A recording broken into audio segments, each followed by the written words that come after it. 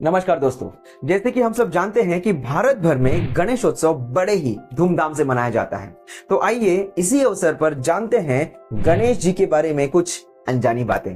तो सबसे पहले ये जानते हैं कि गणेश जी को विघ्नहर्ता के रूप में जाना जाता है। विघ्नहर्ता यानी बाधाओं को दूर करने वाले।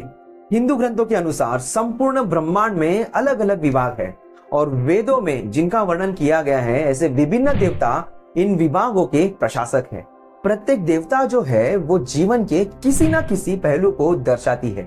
गणेश जी को प्रमुख रूप से विघ्नहर्ता के रूप में जाना जाता है। इस वजह से हिंदू धर्म में कई लोग अपने किसी भी बड़े काम को शुरू करने के पहले गणेश जी की पूजा करते हैं। इससे भी महत्वपूर्ण बात यह है कि गणेश जी मनुष्य के आध्यात्मिक यात्रा में आने वाली बाधाओं को दूर करते हैं। इसके अलावा गणेश जी को गुण विद्या के पालक के रूप में भी जाना जाता है, इसीलिए उन्हें ज्योतिष विद्या का देवता माना जाता है। जो लोग ओम गंग गणपतये नमः इस मंत्र का जाप करते हैं, उन पर नियमित रूप से गणेश की कृपा होती है। इस मंत्र का अर्थ है, मैं बाधाओं को दूर करने वाले गणेश जी को प्रणाम करता हूँ। बुद्धि के दादा गणेश जी अपनी बुद्धिमत्ता और चतुराई के लिए प्रसिद्ध है। एक बार गणेश जी और उनके भाई कार्तिकेय ये देखने के लिए प्रतिस्पर्धा में थे कि कौन सबसे तेजी से पृथ्वी की परिक्रमा कर सकता है। जैसे ही कार्तिकेय पृथ्वी की परिक्रमा करने के लिए आकाश में उड़ने लगे, तब गणेश जी ने भक्ति पूर्वक अपने माता पिता की परिक्रमा कर ली, क्योंकि भगवान शिव और पार्वती को सृष्टि का केंद्र माना जाता है और उनकी परिक्रमा करना मतलब पृथ्वी की परिक्रमा करने के बराबर है। इसीलिए गणेश जी को विजेता माना गया।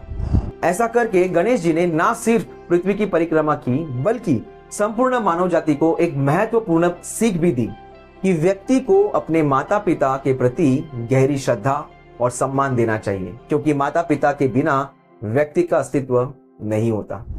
गणेश जी के बारे में तीसरी अनजानी बात यह है कि महाभारत इस महाकाव्य को गणेश जी ने ही लिपिबद्ध किया है। जब वेदव्यास महाभारत के लेखक बनने के लिए प्रेरित हुए, तो उन्होंने गणेश जी से अपना मुंशी बनने के लिए अनुरोध किया।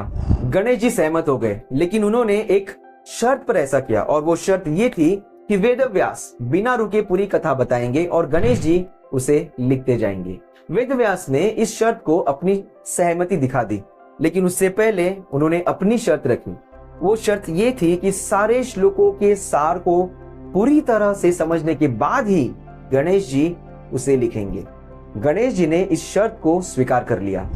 इस प्रकार जब भी वेदव्यास श्लोक का वर्णन करने के लिए पहले समय चाहते थे, तो वो कॉम्प्लेक्स श्लोक देते थे, जिसके अर्थ को पूरी तरह से समझने के लिए गणेश जी को रुकना पड़ता था।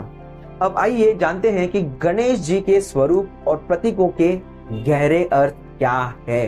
हिंदू धर्म में देवताओं को महान माना जाता है, ना सिर्फ इसलिए कि उनके पास शक्तियां हैं, बल्कि ये देवताएं मनुष्य के आध्यात्मिक जीवन को विकसित करने के लिए प्रेरित भी करते हैं। इसीलिए प्रत्येक देवता के स्वरूप और उसके साथ जुड़ी हुई वस्तुओं का आध्यात्मिक मार्ग पर चलने के लिए प्रतीक के रूप में ध्यान किया जा सकता है। गणेश जी का बड़ा हाथी वाला सिर ज्ञान और समझ का प्रतीक है। गणेश जी के 4 हाथ हैं। एक में कुल्हाड़ी है जो आसक्ति को काटने के लिए है, क्योंकि आसक्ति ही मनुष्य के दुखों का कारण है। दूसरे हाथ में रस्सी है जो व्यक्ति को अपने जीवन में उच्चतम लक्ष्य की ओर खींच लेती है, और मनुष्य का उच्चतम लक्ष्य है मोक्ष। तीसरे हाथ में मिठाई है जो आध्यात्मिक जीवन जीने वालों को पुरस्कृत करने के लिए है। Basically it's a reward for those who live spiritual life. और चौथी हथेली बाहर की ओर है जो आध्यात्मिक मार्ग पर चलने वालों को आशीर्वाद दे रही है। तो आइए गणेश जी के स्वरूप को ध्यान में रखते हुए आध्यात्मिक मार्ग पर चलने के लिए उनसे आशीर्वाद देते हैं। जय श्री गणेश।